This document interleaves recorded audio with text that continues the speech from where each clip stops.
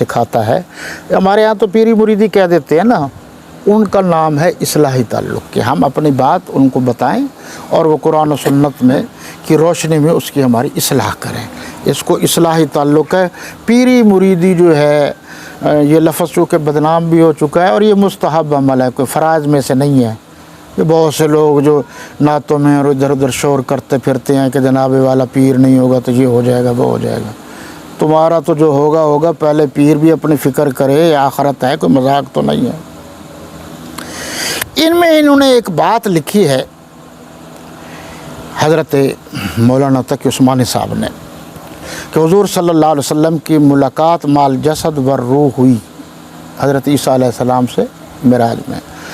آگے چل کر وہ لکھتے ہیں کہ اصل یہ ہے کہ مردوں میں موت کے بعد سننے کی طاقت نہیں ہے.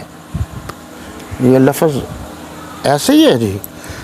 اصل یہ ہے کہ مردوں میں موت کے بعد سننے کی طاقت نہیں ہے، جیسا کہ قرآن کریم میں تصریح ہے. لیکن جس وقت اللہ تعالیٰ کسی مصلحت سے انہیں کوئی آواز سنانا چاہے تو سنا دیتا. کتنا خوبصورت انہوں نے بات کر دی.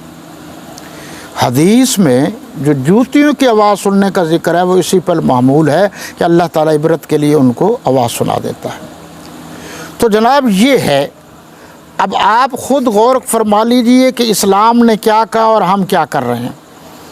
اب یہ بھی انہوں نے لکھ دیا ہے کہ انبیاء کرام علیہ السلام کی حیات برزخی ہے، لیکن یہ حیات برزخی عام مسلمانوں کے مقابلے میں زیادہ قوی ہے. اور آگے چل کر لکھتے اور انبیاء کا قبر میں نماز پڑھنا بظاہر اجساد کے ساتھ ہی ہے، اجساد کے ساتھ، جسموں کے ساتھ ہی ہے. تو لہٰذا اس مسئلے پر اختلاف کی ضرورت نہیں ہے. جو ہمارے بزرگوں کی تحقیق ہے وہ معتبر ہے، وہ صحیح ہے. اب میرے پاس وقت بھی نہیں ہے، 2-3 باتیں تو بڑی ضروری ہیں، وہ ضرور کرنی ہیں.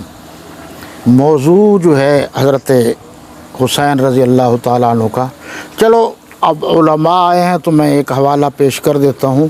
یہ دیکھیے جی، مشکوٰۃ شریف ہے. یہ مشکوٰۃ شریف کی جلد نمبر 3 ہے. یہ ایک زبردست حوالہ ہے جو آپ کو بہت فائدہ دے گا. اور وہ حوالہ یہ ہے کہ حضرات حسنین کریمین، یہ بڑی مشہور روایت ہے کہ حضرت حسن رضی اللہ تعالیٰ عنہ، حضرت حسین بی بی فاطمہ آئیں، حضرت علی آئے تو اللہ کے نبی صلی اللہ علیہ وسلم نے ان پر اپنی کالی کملی چادر اڑا دی اور فرمایا اے اہل بیت، اللہ تم سے پلیتی کو دور کر دے. بڑے دھڑلے سے بیان کی جاتی بات، صحیح ہے، روایت ہے. لیکن جو میں آپ کی توجہ مبذول کرانا چاہتا ہوں وہ یہ ہے کہ اس روایت کی راویہ سیدہ عائشہ ہیں رضی اللہ عنہ. کتنا ظلم ہے کہ روایت تو بیان کرتے ہیں اور جس نے اس روایت کو روایت کیا ہے اس کا نام نہیں لیتے. یہ دیکھو، وعن عائشہ رضی اللہ تعالی عنہ قالت خرج النبی صلی اللہ علیہ وسلم غداة وعلیہ مرط مراحل من شعر اسود فجاء الحسن بن علی رضی اللہ تعالی عنہ فادخلہ ثم جاء الحسین فادخل معه، وہ چادر میں لے رہے تھے. ثم جاءت فاطمہ فادخلہ ثم جاء علی فادخلہ ثم قال انما يريد اللہ لیذهب عنکم الرجس اہل البیت ویطہرکم تطہیرا. تو راوی کون ہے؟ سیدہ عائشہ. تاریخ کو ظالموں نے کس طرح مسخ کیا ہے. بات تو کر رہے ہیں، راوی کو بیان نہیں کر رہے. یہ اسی قسم کی روایت حضرت سعد بن ابی وقاص سے بھی ہے، بس یار لوگ اس کا بھی انکار کر رہے ہیں. چلیں، میں جو آپ کو بتانا چاہتا ہوں وہ یہ ہے کہ ہمارے یہاں مولوی حضرات، بزرگ حضرات، اللہ تعالیٰ ان کو سلامت رکھے، بڑے دھڑلے سے حضرت امیر معاویہ رضی اللہ تعالیٰ عنہ کے بیٹے کو خاص کر محرم میں کافر کہتے ہیں، زانی کہتے ہیں، شرابی کہتے ہیں. دھڑلے سے. غیروں کی بات نہیں کر رہا، ان کو چھوڑیے، وہ عقل سے پیدل ہیں. میں آپ کی بات کر رہا ہوں، ہمارے جو صحیح العقیدہ لوگ. تو یہ دیکھیے فتاوی عثمانیہ جلد اول ہے. آپ پڑھیے اردو میں ہے, کوئی ایسی بات نہیں ہے. اس میں انہوں نے لکھا ہے یزید کا شراب پینا یا زنا کرنا کسی بھی قابل اعتماد روایت سے ثابت نہیں ہے. تو کیا خیال ہے یہ مولانا تقی عثمانی صاحب نے غلط لکھا ہے؟ میں تو بات نہیں کر رہا, مجھ پر تو فتوے لگا دیتے آپ. میں تو اپنے بزرگوں کا قائل ہوں. مولانا رشید احمد گنگوہی رحمۃ اللہ تعالی علیہ نے بھی یہ فتویٰ دیا ہے, اور اس کو خیر الفتاوی والوں نے بھی نقل کیا ہے. خاموشی, سکوت کا کیا مطلب ہے کہ جناب آپ کو لعنتی کہنے کا بھی حق نہیں ہے, شرابی اور زانی کہنے کا بھی حق نہیں ہے. مسلمان تھا. آگے یہ خود لکھ رہے ہیں, یہ لمبی چوڑی تفصیل ہے. آگے وہ فرما رہے ہیں کہ کسی مستند روایت میں اس کا ذکر نہیں. کس کا؟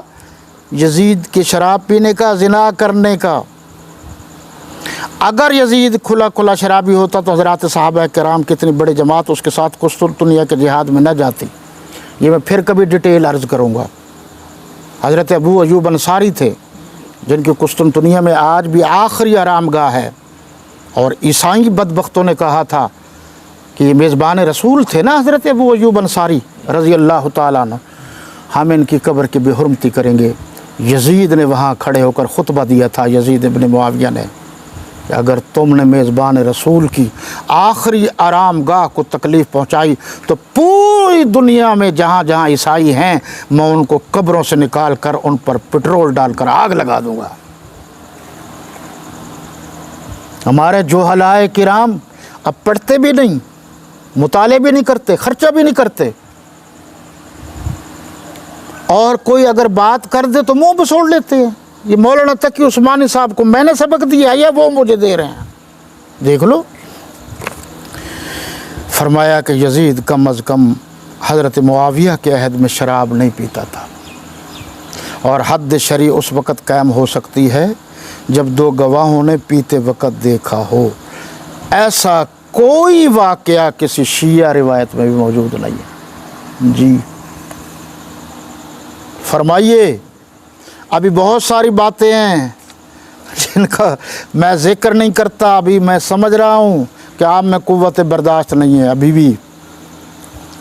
یہ آگے چل کر بھی انہوں نے بڑی بڑی باتیں لکھی ہیں, اور ایک روایت چلو حوالہ ہی سمجھ لیں اور بھی دے دیتا. یہ مولانا کا لکھا ہوا ہے, میرا نہیں.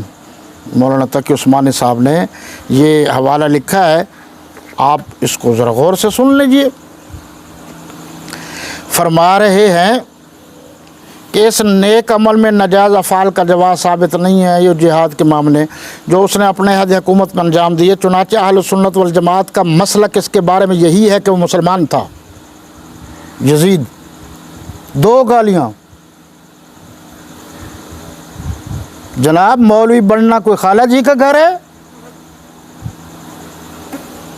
لوگوں نے اپنے لیے مال کمایا ہے, روٹیاں کھائی ہیں, اور ہم نے عظمت صحابہ اہل بیت کے لیے جوتیاں کھائی ہیں. بڑا فرق ہے. ہمیں لگاؤ ہے, ہم دیکھتے رہتے ہیں کیا ہے. پھر سنیے, اہل سنت والجماعت کا مسلک اس کے بارے میں یہی ہے کہ مسلمان تھا, اس لیے محقق علماء نے اس پر لعنت کرنے کو جائز قرار نہیں دیا, اور نہ یہ کہنا درست ہے کہ قیامت میں اس کی بخشش نہیں ہوگی. یہ جناب آپ دیکھ لیجئے. اب میں تبصرہ نہیں کرتا, آپ اٹھائیں لیں کتابیں, ذرا خرچہ کریں نا. اگلے دن میں کچھ باتوں پر سوچ رہا تھا, بہت دن ہوئے مسائل پر, لوگ بھی پوچھتے رہتے ہیں, تو میں حیران ہوا. میں نے کہا اگر یہ کتاب لوں, یہ لوں, یہ لوں, یوں لوں, اس میں یہ بات کچھ باتیں بڑی تھیں کہ تاریخ اسلام کو شیعوں نے کس طریقے سے مسخ کیا ہے. تو میں نے کہا 10 لاکھ تو چاہیے یہ, اور 10 لاکھ چاہیے کہ 2-3 علماء کو بٹھاؤں اور ایک ورق وہ چھانیں اور پھر حوالہ چیک کریں حوالہ ہے بھی صحیح یا نہیں. آپ اس مرحلے سے نہیں گزرے, میں گزرا ہوں. یہ ابھی حال ہی میں لاہور کا وہ تھا نا, غلام حسین نجفی بدبخت, وہ کتاب میں بکواس سے لکھتا اور آخر میں 15-20 کتابوں کے حوالے دے دیتا. جب میں نے چیکنگ شروع کی تو دو چیزیں میرے علم میں اضافہ ہوا. ایک تو یہ کہ جس کتاب